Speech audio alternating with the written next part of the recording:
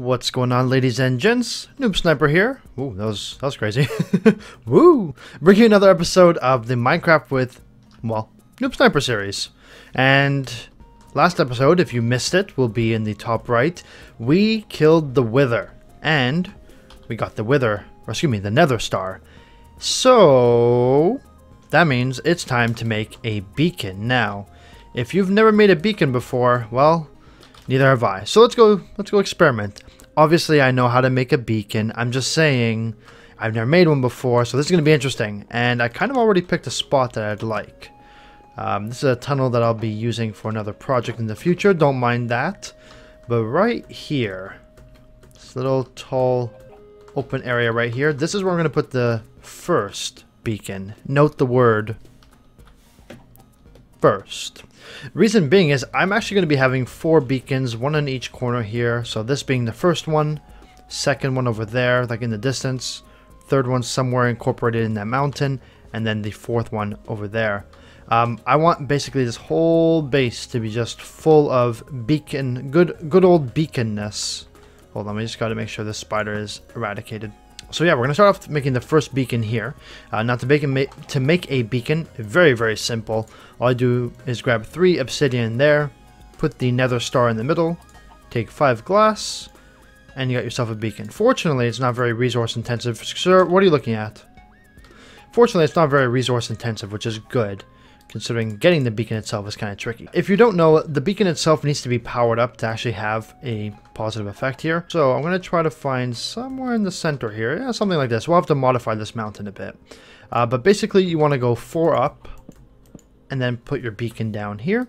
Being that the beacon is going to have 4 levels of, well, let me show you here.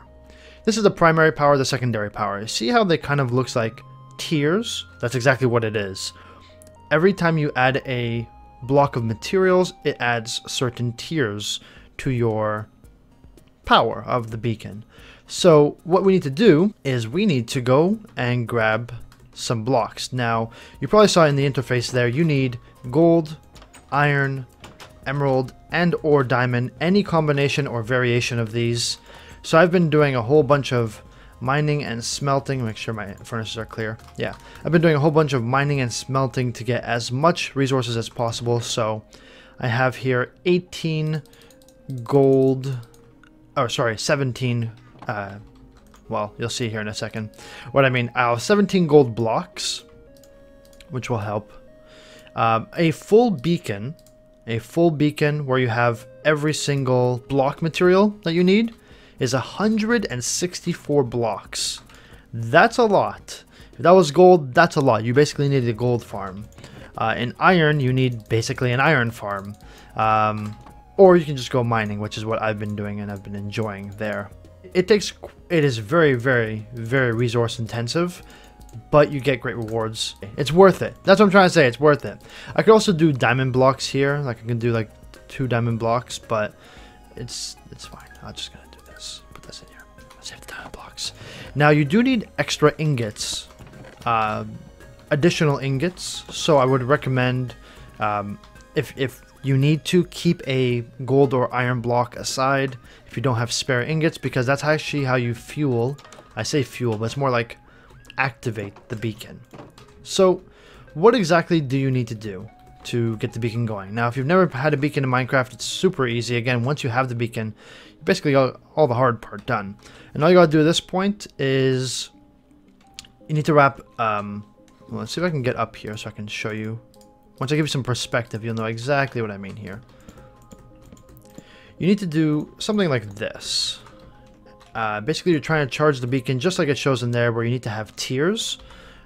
So you want to have the first tier is a 3x3. So 1, 2, 3, and then 1, 2, 3, which basically is 9 blocks there. And then you would go 1 tier lower like this, and it has to be solid all the way through. So no trying to cheapskate and keep a hollow beacon. A hollow beacon will give you nada. Well, maybe it'll give you something, but it won't give you anything good. Not a full beacon. So let's go ahead and actually start making the beacon. So, or I guess powering it up. We're going to use gold here. So I'm going to put gold. Oh, whoops, I have to shift click it. 1, 2, 3, 4, 5, 6, 7, 8, 9. And then in a second here, that will light up. Bringing home the beacon. So now we have speed or haste that we can choose. So I'm going to choose haste. It's actually going to give me haste 2 once I get a secondary power, but I'm going to use haste for now so I can actually...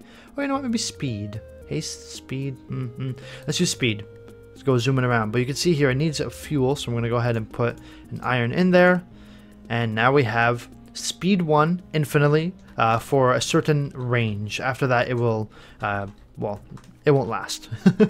But we're going to go ahead and continue upgrading this here, which basically then entails just that. Nope. Filling out the second layer here. So it starts off with 3 by 3, then 4 by 4. Oh, excuse me, no, 3 by 3, 5 by 5, 7 by 7, 9 by 9. Does that make sense? Because obviously you have to make like a wider tier every single time until it's all the way to the bottom. So I can basically only get 2 tiers here just because of how costly it is.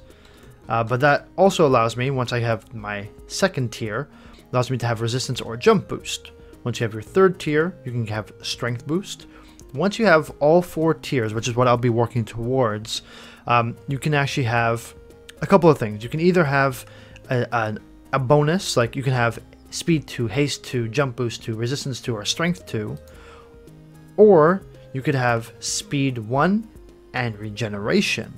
So it's a choice that you have to make. I'm personally going to probably rock a haste. Well, once you have all 4, once I have all 4 set up, I'll have basically all of them at the same time. But for the first beacon, I think I'm going to have a haste 2 beacon, and that'll allow me to kind of mine things a little bit quicker.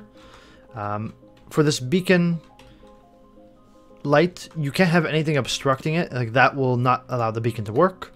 So you do have to keep it open there. But you can't put glass on there. I don't have any glass on me, but you can put glass on there. And if it's stained glass, it will also change the color there. So just a heads up. So that's basically how you set up the beacon. Real simple there. I'm going to go ahead and fill this bottom layer as much as I can here. And what I'll be doing, obviously, in the off time is, since I don't have an iron farm, I'm just going to be going mining, caving, collecting as much iron as possible. Iron is definitely the most cost effective for a beacon. Diamonds and emeralds being the worst because it takes so long to get those. Emeralds, well, hold on. Let me rephrase that. Emeralds, if you have a village that's set up for trading and you have just a ton of resources that you can get tons and tons of emeralds, I mean like thousands, then go for it. Emeralds may be your way to go, but otherwise I'd say for 95% of people, iron is going to be the easiest. For reference, I believe it's so it is 164 blocks or 164 blocks of material, which equates to 1,400 and some change. I'll put on screen right now exactly how much ingots, how many ingots or gems you would need. It takes quite a lot. So if you are going to be setting up a beacon, or when you're setting up a beacon, definitely go with iron. I'm going to have some B-roll film. B-roll film? I guess it is film. Some B-roll recording I took of me doing some actual mining and caving in my mineshaft / ravine to try and get some more iron that I've been using. And I want to talk to you guys about a few things here before entering the Hall of Nooblets. So let's transition to that. Ready? Alrighty, so in the background here, like I said, is some B-roll film of me just kind of mining and caving a little bit, grabbing a lot of iron for that beacon that we just set up. Now, what I wanted to talk about here, and I appreciate your time, by the way, we're going to get to the Hall of Nooblets quickly. I wanted to talk about numbers and the channel and what I've seen and what I want to change. So, if you guys have been with me for a long time, you've seen this channel rapidly explode, tons of viewership, subs, likes, all the analytical stuff. You know, the on-paper stuff looks great. And then obviously with the infrequency and the poor scheduling and all that jazz, you saw everything kind of just totally peak and plateau. Obviously, as a creator, I saw this as well. Now, coming back into YouTube, I have goals because from an analytical point of view, you know, from a numbers point of view, there are things I want to achieve. But my main goal coming back to YouTube and to doing what I love to do is purely because I enjoy making content, I enjoy entertaining, I enjoy talking to you guys, I enjoy the feedback, I like the interaction, the community building. It's like, it's just so intoxicating in the best way possible. And so for a while, like in the last maybe 2 to 3 weeks, I was getting caught up with the numbers again. I was looking at the viewership, I was looking at the like ratio, the comment ratio, the engagements, where the sources, the audience retention. I was getting into all these analytical things, just kind of, and I thought to myself, I'm going down the exact same path as I did before, where I got caught up in the numbers instead of the love of what I'm doing and why I'm doing it. And I was listening to a friend of mine. He has a podcast, Professor Broman. I've mentioned him before, and I was listening to his podcast. He uploads daily. Some of them are longer format, like an hour, and some of them are very short to kind of get you through the day. And this was a shorter one, but it was really impactful. And it said, and the title of it, I'll leave it in the description below, but the title of it was The Dark Side of Numbers.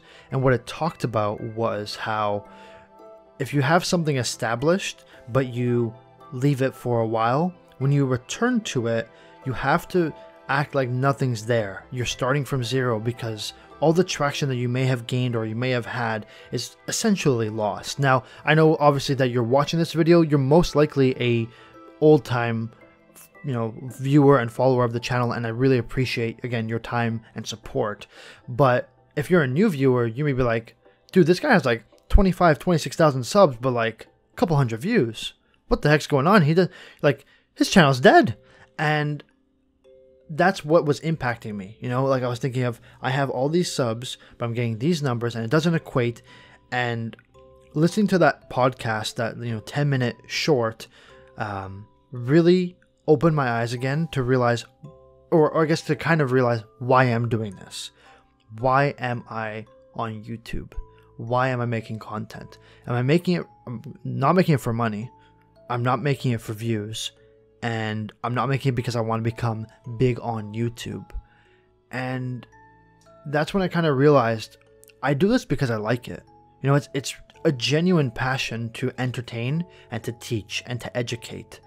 And I have a platform in the form of YouTube and some audience. I'm starting from zero because it's not actually 25,000 people active on the channel, but I have some viewership. There is people there. There's a couple hundred folks every single episode that watch, that interact, that like, that comment, and the people who are listening to this, you're probably one of them. And I just want to say thank you. But I have to come to terms that I'm not gonna get the same proportionate ratio of subscribers to viewers that most other active channels have, because I'm starting from zero. And then again, going back to why I'm doing what I'm doing, I really realized that the engagement of you guys talking to me, giving me feedback, going on Discord, going on Twitter, Instagram, Snapchat, and just being friends. Like, it's really weird to say, but I consider you guys like my friends. There's just so many of you guys out there. It'd be awesome to have you guys all as friends, but like when I have people hitting me up on Instagram almost every day, or Snapchat or Twitter, and reaching out to me and talking to me and interacting and all that, it really feels like the community that I always wanted and always strived for, but was too blinded by all the numbers. And so listening to this podcast, if you're a content creator of any sort, regardless of where you are, please listen to it. It's an awesome, I think it's like 8 or 9 minutes. It's really, really good. And so I just wanted to have that conversation with you guys, that transparency, that I'm not doing this for money. I'm not doing this for views. I'm not doing this for, to sell out and to make a Patreon so you guys all buy my merch. And, if a Patreon 6 months down the road ends up being open, it's going to be not advertised. It's going to be there. If you want to support me, but it's not going to be something I go out of my way to say, hey guys, I want you to pay me $15 a month. Like, that's no. So all I want to say, the end point is that as long as as long as you guys are here, and as long as you guys want to see content, I'm going to make content for you guys. Give me feedback. Give me like what you don't like, what you do like, what you want to see more of, what you hate watching. Like, feedback is feedback, and I live for feedback because feedback lets you grow. It helps you grow, I should say. It kind of turns and models and changes what you do as a content creator to become more entertaining, to become a better version of yourself than you were last video or last episode or last week. So just thank you guys for listening. I really do appreciate it. Let's get into the Hall of Nooblets. The sunset's just so pretty in Minecraft. I love it. It's just so nice. So yeah, thanks for listening to that, guys. I do appreciate it, and I hope you guys do understand that you're all awesome, honestly. And no matter what happens, no matter what changes, I'll still be here. I'll still be making content, and I'm always here for you guys, wherever and whenever you want to reach out to me. So just know that there. Let's go ahead and add 2 more inductees into the Hall of Nooblets. Alrighty, well, that wall is definitely filling up. I'm excited. You guys have been always awesome, commenting on things, letting me know and giving me feedback, so thank you guys. If you're new, the Hall of Nooblets might look like a giant wool cave, but what it actually is a way for me to celebrate, thank you, and can I get some feedback based on some questions I ask. And so the last episode, the question I asked you guys was, what are your thoughts on the Minecraft Combat 1.9? Which introduced the whole duration mechanic where you can't just spam click. You actually have to time your attacks to do max damage. And I did get a bunch of mixed responses, so I'm going to be posting, or rather I'm going to be inducting a couple folks into the Hall of Nooblets here based on that. The first one's actually an upgrade, so Waffle, congratulations. Wait, there you go. Congratulations, Waffle. You are now a tier 2 Nooblet. And your comment was, you do like the Minecraft 1.9 combat system because you feel like it does reward timing your attacks as opposed to spam clicking. Yeah, and the reward being not only do you do more damage, but that slash that you do when you are fully charged and you're not spamming, it can actually have a sweeping effect where you hit multiple mobs at once, or multiple enemies in general. And I do understand that you feel like it is more reasonable. I totally hear you, and so thanks for your comment there, your awesome comment and your insight there, Waffle, as usual. And the new inductee into the Hall of Nooblets is Amza Adil, who states that he does not like Minecraft 1.9 combat. He's been playing Minecraft for many years, and although Minecraft does have a lot of great features now, like resurrecting the dragon, the woodland mansions, and the illagers, he would prefer the 1.9 combat. Personally, I would like to see some, what would be the term? Maybe a hybrid. Like, what I would like is, I would like weapons that, or rather tools that aren't used. For example, a shovel to be attacking weapon. I would rather that not have a cooldown versus a sword, which makes sense. But I do think the sword cooldown needs to be drawn back a tiny bit, maybe a quarter of a second more, or I guess a quarter of a second less, so you can swing a tiny bit faster. Because right now it's basically swing, swing, swing. If it could be something like swing, swing, swing, swing, I think that would kind of be, all you can hear, swing, swing, swing, swing, swing. I think that would be slightly better. Or make another sword.